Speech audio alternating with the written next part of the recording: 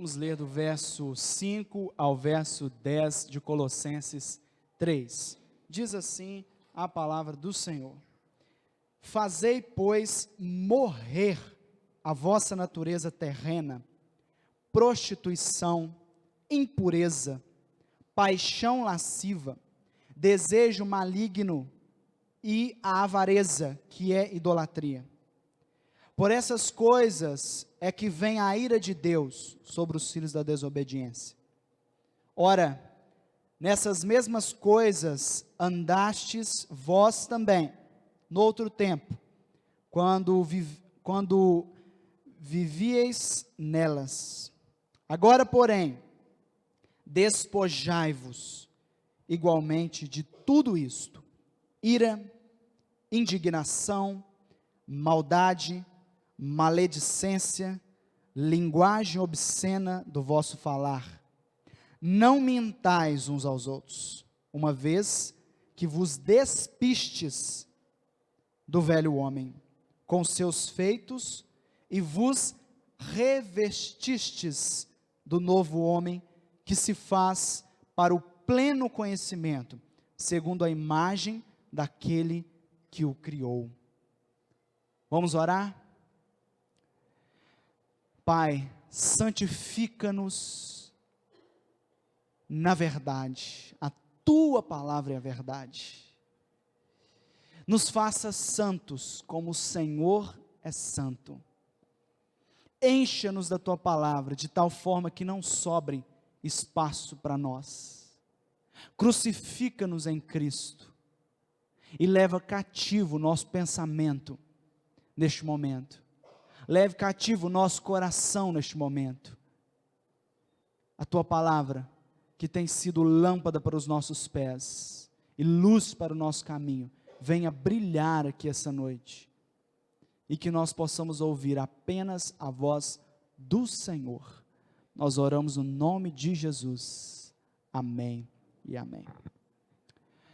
Queridos, nós estamos nessa série Caminho de Salvação há algumas semanas, e você que tem acompanhado e perdeu alguma mensagem, você pode depois entrar lá no YouTube e conferir as outras mensagens que você perdeu. Hoje nós vamos falar sobre santificação, esse tema que é muito discutido, muito falado, o tema que talvez existam mais livros publicados, de todos os temas, talvez seja a santificação. Se você quiser ler uma bibliografia sobre santificação, você vai gastar alguns anos para concluir uma bibliografia sobre isso, porque é um dos temas mais discutidos, um dos temas mais falados, e se nós formos aqui nos ater aos detalhes, talvez teríamos que fazer uma série apenas sobre este tema, porque é um tema rico, um tema importante e um tema mal compreendido. Nós já falamos sobre eleição, já falamos sobre o chamado, sobre regeneração, sobre conversão, justificação, já falamos sobre adoção, e agora nós vamos falar sobre santificação.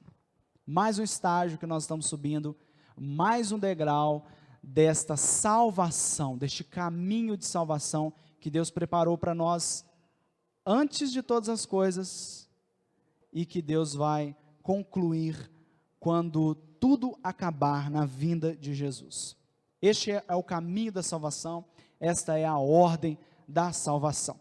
Só que quando nós falamos de salvação, quando nós falamos de santificação, as pessoas, elas têm algumas dificuldades e alguns erros ao entender isso. Primeiro, que todo mundo é doutor nisso, todo mundo quer falar alguma coisa sobre isso, até mesmo as pessoas de fora, até mesmo as pessoas que nunca leram a Bíblia, querem falar sobre santificação. Então nós temos algumas visões distorcidas sobre esse assunto. A primeira visão é a visão daqueles de fora, aqueles que não são crentes. Quantos aqui já ouviram essa frase? Quer ser mais santo que os outros? Você já ouviu essa frase dita por alguém? Quando você começa a vir à igreja demais, aí a pessoa vira para você e diz: quer ser mais santo que os outros. Quando um irmão corre até você para contar uma novidade, que não pode deixar de ficar sem contar, e você repreende ele: não diga isso. O que você ouve? Ah lá, quer ser mais santo que os outros. Quando está todo mundo fazendo trem errado, todo mundo colando na prova, aí você vai lá: você está colando na prova. Ah lá, está querendo ser mais santo que os outros. Quantas vezes a gente ouve isso? Quantos obstáculos se levantam para nos atrapalhar de sermos mais santos? Mas talvez o seu objetivo não seja o de ser mais santo que os outros, mas o seu objetivo seja de ser santo como Deus é santo, porque esse é o nosso foco. A gente não quer apenas ser mais santo que os outros para ultrapassar, como se fosse uma corrida, em que nós estivéssemos numa competição, em que eu quero ser mais santo que o fulano, eu quero orar mais do que aquela pessoa, eu quero ler mais a Bíblia que aquela pessoa. Nós não estamos numa competição dessa. Mas o seu foco é ser santo como Deus é santo. Então o foco é muito mais elevado do que ser mais santo que os outros. Outra visão equivocada é daqueles crentes que ainda estão começando na caminhada cristã, ou talvez alguns crentes que estão há algum tempo na caminhada cristã, mas ainda não chegaram a uma compreensão correta. São os crentes que acreditam que a santificação, ela é um meio para alcançar um fim que não seja a glória de Deus. Então nós vamos ver pessoas fazendo coisas inimagináveis para ser mais santo, porque ela quer fazer parte do grupo mais restrito da igreja, que é o grupo daquelas pessoas que são mais santas que os outros de fato. E ela tem convicção disso, e ela não entendeu que é a santificação, então ela cai de mergulho, de cabeça nessa ideia: eu quero ser mais santo que os outros, ou eu quero alcançar algo de Deus. Então, para que eu vou me santificar? Eu vou me santificar para que eu seja mais santo que os outros. Eu vou me santificar para que eu alcance X ou Y, ou aquilo outro. Eu vou me santificar. E nós temos a visão verdadeira dessas três, que é o crente maduro. É aquele crente que, independente do estágio da sua caminhada, já chegou à verdadeira compreensão do que Deus quer para ele. Ele entendeu que o foco da vida dele é muito maior do que algumas mesquinharias. Ele entendeu que o propósito de Deus para a vida dele é muito maior do que aquilo que ele está pensando. Ele conseguiu entender o foco da caminhada, aquilo pelo qual ele foi chamado. E nós não fomos chamados para mais nada, a não ser o louvor da glória de Deus. O louvor da glória do Senhor. Então, esse crente maduro vai lutar para alcançar esta semelhança de Cristo. E vai procurar ser parecido com Cristo cada vez mais. Mas nesse intento de nos parecer cada vez mais com Cristo, surge então um movimento na Idade Média chamado monasticismo. O monasticismo era formado por um grupo de pessoas que decidiram ter uma vida mais santa que os outros. Então eles resolvem viver uma vida reclusa. Eles resolvem deixar tudo de lado e viver uma vida isolada. Eles olhavam para o mundo e viam que o mundo estava contaminado com o pecado, de que as instituições estavam corrompidas, de que as pessoas estavam indo na contramão daquilo que Deus desejava para elas. Então eles olham para este mundo e se decepcionam, então eles resolvem se isolar. Se isolar. E eles resolvem fugir disso tudo. Essa fuga deles é uma fuga da realidade, daquilo que acontece. Eles então resolvem sair e montar para si o que a gente chama de monastério, onde moram os monges, onde existem pessoas que estão ali, teoricamente, para buscar mais a Deus. Eles se excluem e eles vivem reclusos para tentar buscar essa santificação. E nós sabemos que existem monges da era moderna, e eu não estou falando dos monges que vivem no monastério, estou falando de pessoas no nosso meio, que acreditam que certo tipo de reclusão fará bem para ele, porque a vida reclusa é o que Deus espera de nós. Nós então vamos viver isolados. Pense você, se você pudesse ter essa oportunidade. Vou viver isolado, vou sair deste mundo, vou para um lugar isolado, vou lá para o alto dos pilões, Rosa. Já pensou? Onde não pega internet, onde não pega celular, e então eu vou me isolar do mundo, porque aí sim eu vou conseguir manter uma vida santa. Mas o grande erro do movimento monástico talvez seja o seu foco.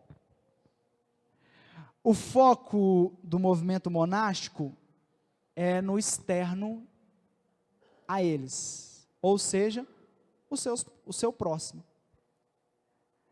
Eles olham para os outros e veem a culpa nos outros. Vocês conhecem pessoas assim? Não, se eu tivesse casado com aquela pessoa, eu não vivia essa vida que eu estou vivendo hoje. Eu sou pobre, né? Eu sou pobre, ou eu sou isso, eu sou aquilo, por causa de tal pessoa. Se eu tivesse tido aquela oportunidade, então a pessoa começa a trazer coisas do tipo, e começa a culpar. Não, se o meu vizinho não fosse tão barulhento, talvez eu teria paz para ler a Bíblia nessa casa. Se a minha mulher não batesse na porta toda hora, eu tinha condição de sentar e ler a Bíblia durante 30 minutos. E começa a olhar para os outros. Se eu não tivesse o endemoniado do meu lado, me passando cola na prova, eu não colava. Se eu não tivesse pessoas oferecendo suborno, a vida era mais fácil para mim. Veja bem, o erro do movimento monástico, que talvez seja cometido por você, quando você joga a culpa no outro. Eu sou pecador porque eu sou? Não, eu sou pecador porque eu vivo no meio de um povo pecador. Eu sou pecador porque eu durmo com a pecadora. Eu sou pecador porque meu vizinho é um filho de Belial. Eu sou pecador por causa de fulano, por causa de ciclano, e começa a culpar as pessoas ao seu redor.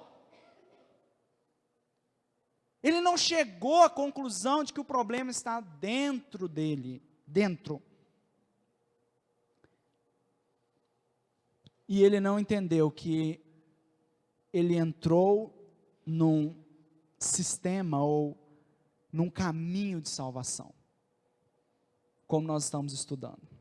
Veja você, a salvação, ela é algo de Deus para as nossas vidas, e ela tem passos, né?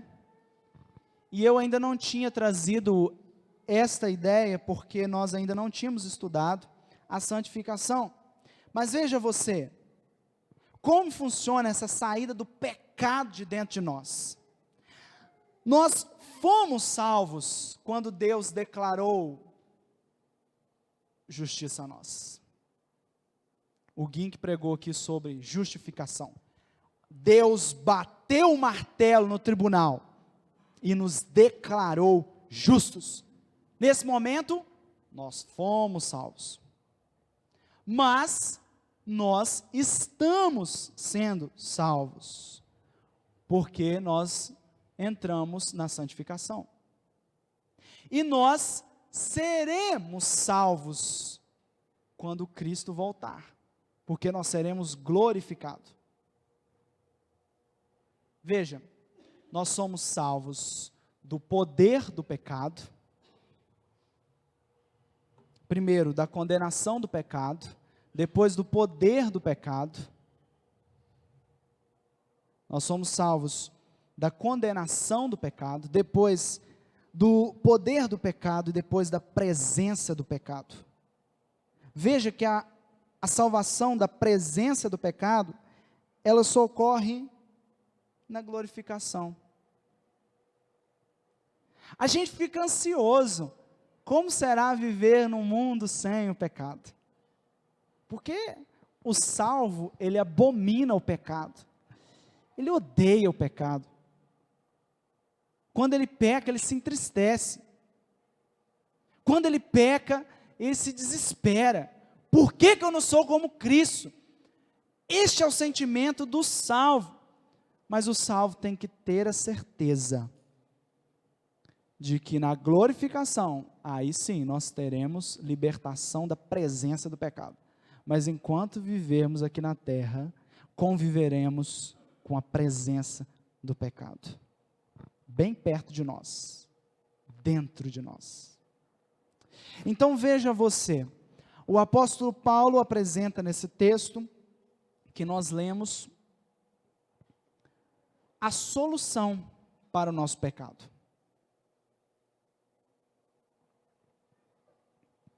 E talvez o que nós esperemos seja uma receita de bolo.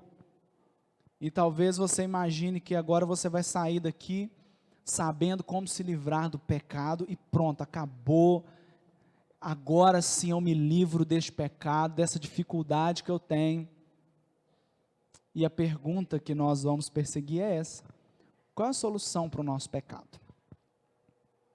E o apóstolo Paulo apresenta nesse texto as duas soluções. A primeira delas é a morte. O verso 5 diz: fazei morrer a vossa natureza terrena. Você quer se livrar do pecado? Morra! Morra! Mas nós não estamos falando aqui de uma morte, um suicídio. Nós estamos aqui falando da morte em Cristo. Já estou crucificado com Cristo, não mais vivo eu, mas Cristo vive em mim. A solução para o nosso pecado é a morte. Você já viu aquele soro de cobra? O soro contra a picada de cobra é feito a partir de quê? Do veneno da própria cobra. Qual que é a solução para o nosso pecado que gera a morte? A própria morte. Nós precisamos morrer. E o apóstolo Paulo traz para nós essa solução que não é simples. Talvez você já tenha visto aquele vídeo no YouTube, enterrando o velho homem. Um homem começa a cavar e jogar terra numa cova, e aquele vídeo com bastante suspense. Você imagina, gente, quem que esse homem está matando? Isso é um trailer de um filme, o que é isso? Aí depois no final mostra que é o rosto dele. Ele está enterrando a ele mesmo. Sabe, nós precisamos morrer para nós mesmos. Nós precisamos assinar o nosso próprio atestado de óbito. Nós precisamos andar com esse atestado de óbito no nosso bolso todos os dias. Devemos estar preparados para quando nos acusarem, nós vamos apresentar o nosso atestado de óbito. Ei, eu sou morto. Eu sou morto agora para os meus pecados. Eu sou morto em Cristo, eu sou crucificado em Cristo. O apóstolo Paulo apresenta duas listas de pecados aqui. Primeiro, ele apresenta os pecados sexuais. A prostituição, e a prostituição aqui inclui todos os pecados sexuais, todos os possíveis. A palavra porneia, impureza e paixão lasciva. O apóstolo Paulo elenca esses 3 pecados sexuais. Em seguida, ele coloca 2 pecados sociais: desejo maligno e avareza. A pergunta que fica é: por que esses pecados? De tantos pecados que o apóstolo Paulo poderia ter colocado, por que ele colocou esses? Porque esses pecados são impulsos tidos como normais do ser humano, que deviam ser satisfeitos. Sabe aqueles impulsos normais? Você diz: não, eu sou homem mesmo, eu tenho que fazer isso, porque eu sinto vontade de fazer isso. Então, nós temos pornografia, acabando com os casamentos, nós temos masturbação, e eu estou falando isso aqui rasgado, porque não tem crianças, talvez tenha uma criança ou outra. Mas, receba isso, você que é um crente no Senhor Jesus, você foi crucificado em Cristo. Crucificado. Os seus impulsos não te mandam mais, os seus impulsos não te comandam mais.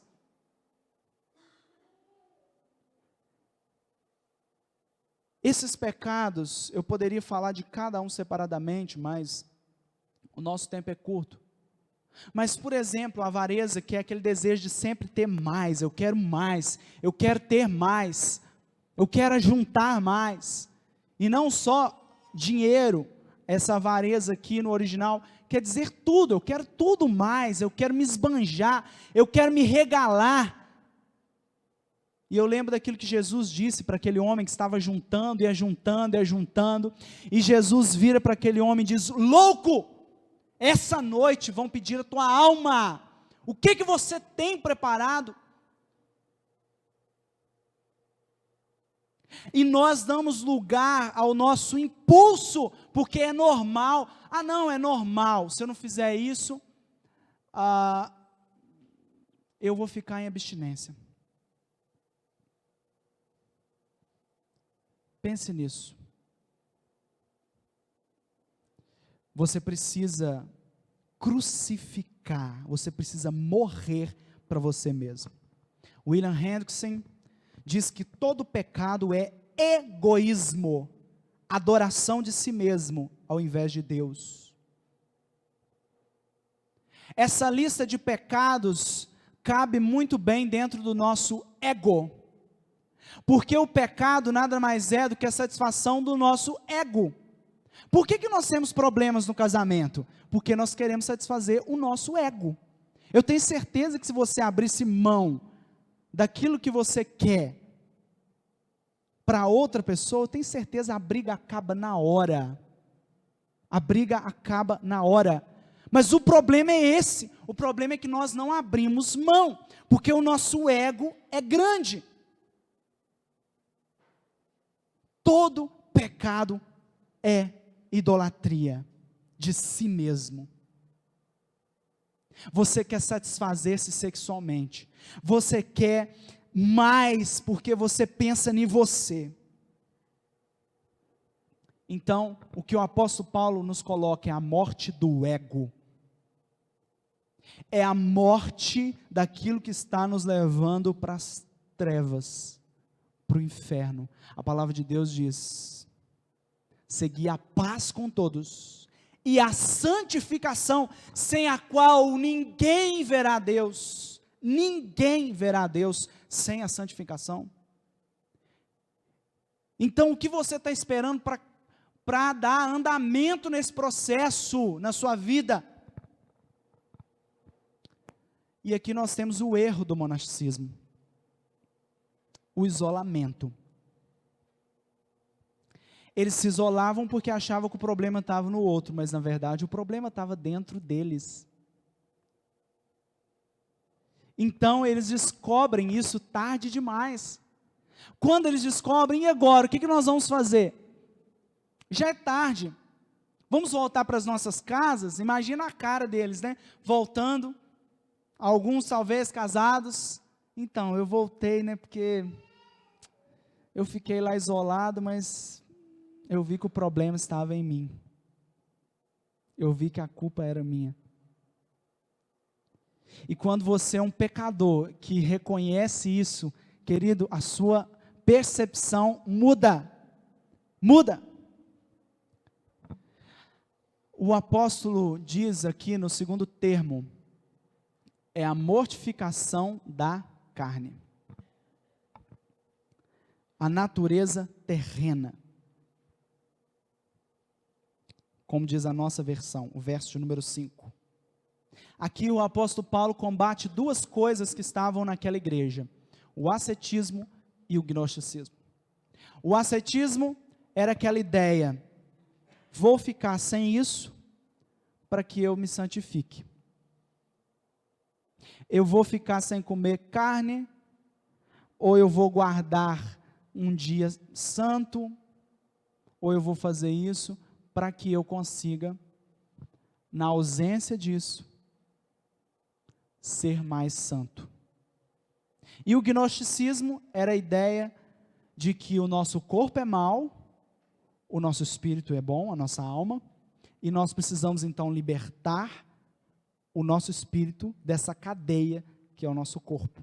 Como que nós fazemos isso? Com prática ascética. Uma coisa complementa a outra. Este era o problema naquela igreja. O apóstolo Paulo escreve, veja você, o que ele escreve, no verso 23 do capítulo 2, essas regras têm de fato aparência de sabedoria em sua pretensa religiosidade, falsa humildade e severidade com o corpo, mas não tem valor algum para refrear os impulsos da carne. Eles achavam que tinha. Vamos deixar de fazer isso ou aquilo para refrear os impulsos da carne. Mas na verdade eles não entendiam que esse problema estava dentro deles. Sabe, quando Jesus diz aquela recomendação, se a tua mão te faz tropeçar, corta fora. Se o teu olho te faz tropeçar, arranca-o fora. É melhor você ir para o inferno sem olho, sem mão, para o céu, do que ir para o inferno com os dois. Veja você. E alguns acreditam que Jesus ali está recomendando a automutilação. Não! Jesus não está recomendando a automutilação, porque Jesus conhece mais do que nós que o ser humano tem o seu problema dentro de si. Dentro de si. Então examine-se o homem a si mesmo, veja dentro de si. E eu trouxe aqui 2 exemplos do nosso dia a dia, que é a incompreensão acerca do jejum e a ignorância acerca de oração no monte. 2 exemplos que têm acontecido nos nossos dias. As pessoas jejuam não para ter uma relação com Deus. Muitas vezes elas jejuam porque elas querem mortificar a carne, ou elas acham que aquilo dali vai trazer um tipo de experiência mística com Deus. Então ela sobe no monte também para isso. Ela não fica de jejum para receber o alimento de Deus. Ela não fica de jejum para buscar mais a Deus. Se fosse isso, ela estava correta. Porque esse é o papel do jejum. Você jejua para buscar a Deus. Você não jejua para colocar na sua testa de todo tamanho que você é mais espiritual. E nós temos hoje ascetistas no nosso meio, pessoas que fazem aquilo que aqueles irmãos faziam. Então, a primeira coisa que nós devemos fazer é mortificar a nossa carne. O problema do nosso pecado só vai ser resolvido com a morte. Em segundo lugar, a segunda solução para o nosso pecado é mudando de roupa. Mudando de roupa. Veja o verso de número 10. Agora, porém, despojai-vos. Despojai-vos. O verso de número 8. Despojai-vos. O apóstolo Paulo elenca mais pecados aqui. Veja você. Primeiro, pecados do temperamento, ira, indignação e maldade. Depois, pecados da língua, maledicência, linguagem obscena e mentira. De um lado, nós temos as características inerentes ao ser humano. Aquilo que nós dizemos que, eu sou assim e pronto, acabou. Você já ouviu essa? Isso acontece demais com nossos filhos adolescentes. Isso aconteceu já demais comigo quando eu era adolescente. Eu estou me vendo aqui nesse texto. E os pecados da língua são os pecados que são erros de caráter.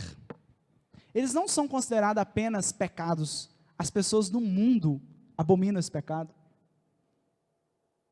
Diferente dos pecados sexuais, que para eles isso é normal. Os pecados da língua, por exemplo, fala mal de alguém do mundo para ver. Nem no mundo eles toleram esse pecado. Você acha que Deus tolera esse pecado? Então nós temos de um lado pecados ligados ao temperamento. Você diz, não, eu sou sanguíneo mesmo. Pisou no meu calo, eu rodo a baiana. E por outro lado, os pecados, os erros de caráter. E você diz, pastor, erro de caráter, a formação do meu caráter ocorre na primeira infância. Logo, a culpa é dos meus pais, que me criaram assim. E a desculpa é sempre a mesma. A culpa é dos meus pais, que criaram assim. A culpa é do meu temperamento, eu sou assim. E o apóstolo Paulo elenca esses pecados justamente por causa desse argumento moderno, que não é moderno, é antigo. Nós sempre dizemos a mesma coisa, porque nós queremos nos justificar. Então, se isso faz parte de mim, eu sou assim, então eu vou tentar aqui diante de Deus mudar. Deus, eu sou assim, né? O Senhor vai querer me obrigar a mudar o meu temperamento?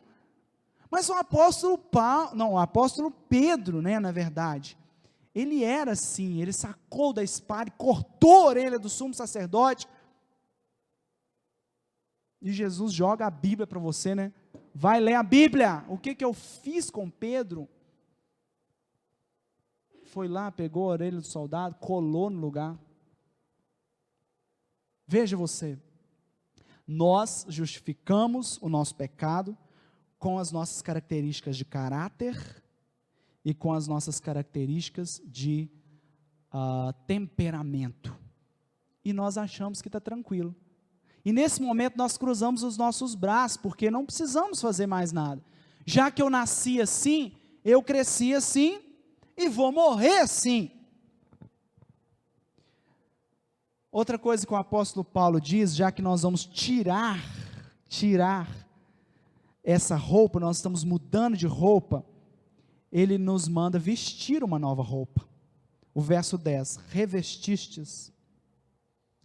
E aqui, nós estamos falando de um processo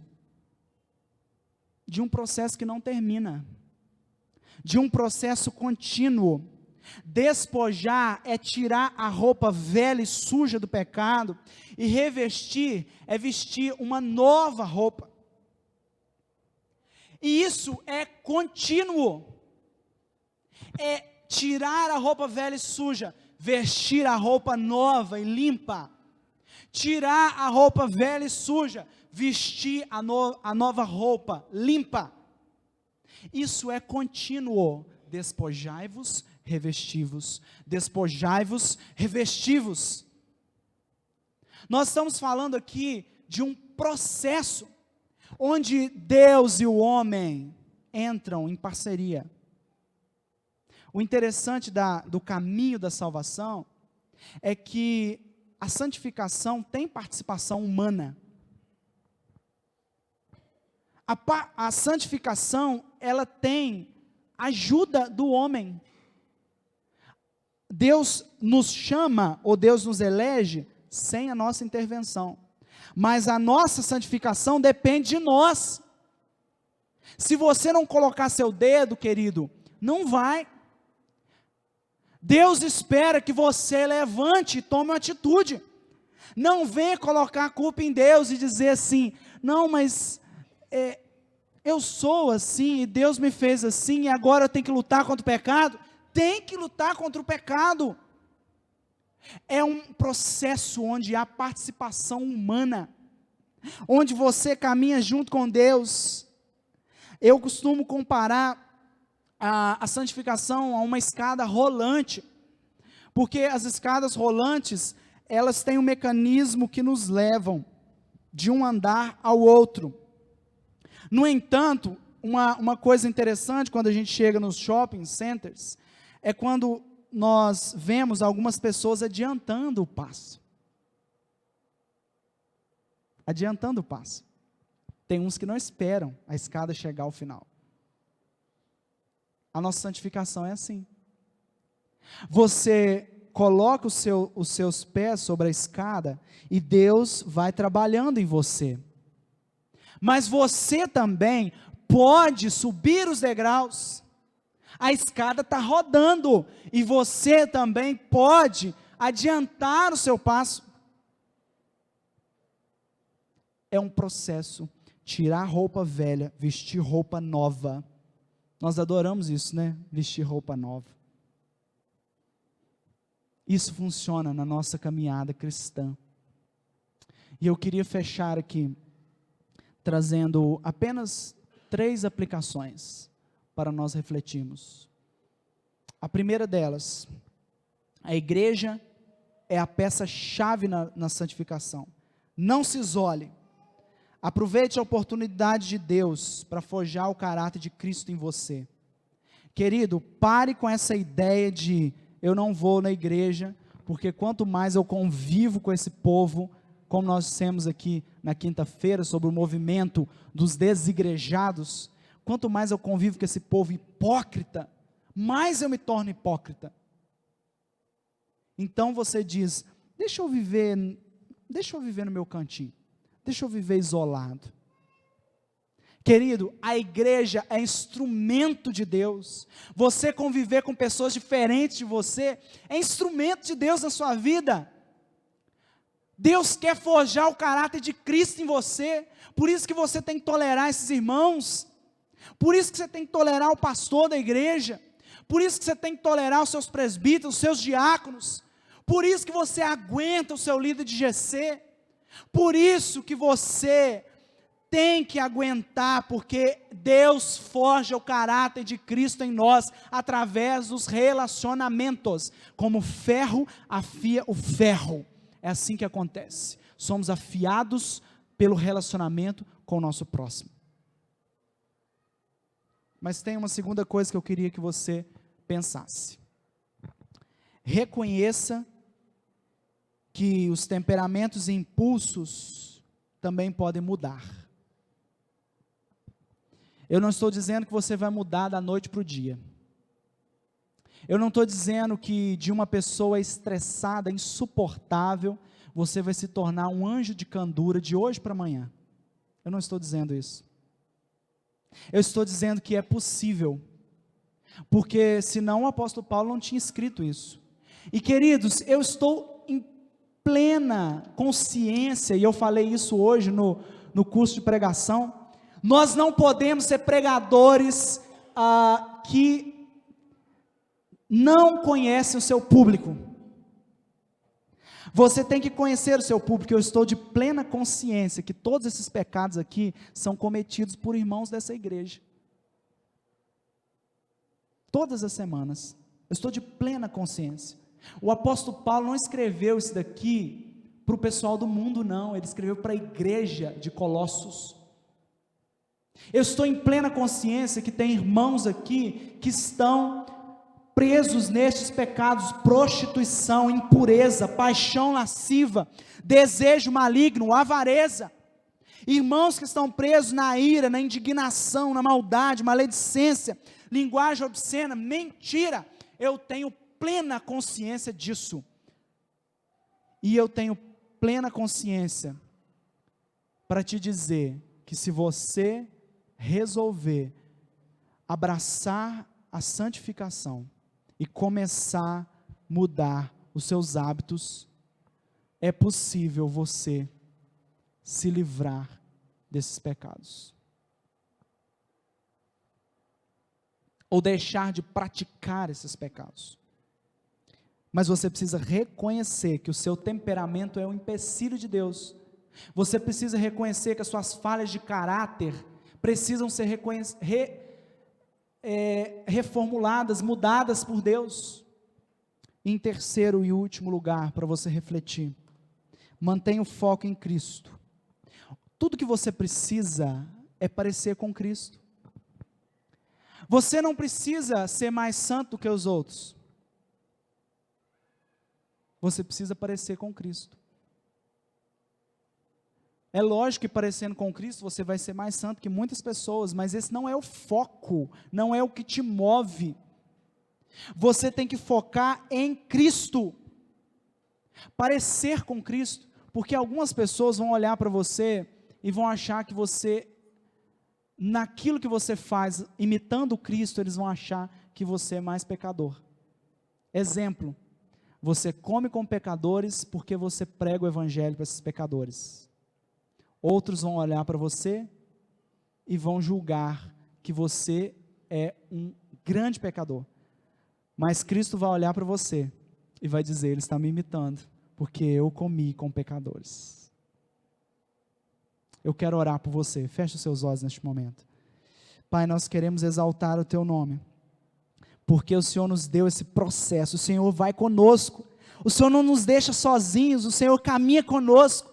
O Senhor vai à nossa frente. O Senhor toma as nossas batalhas, essa luta contra a carne.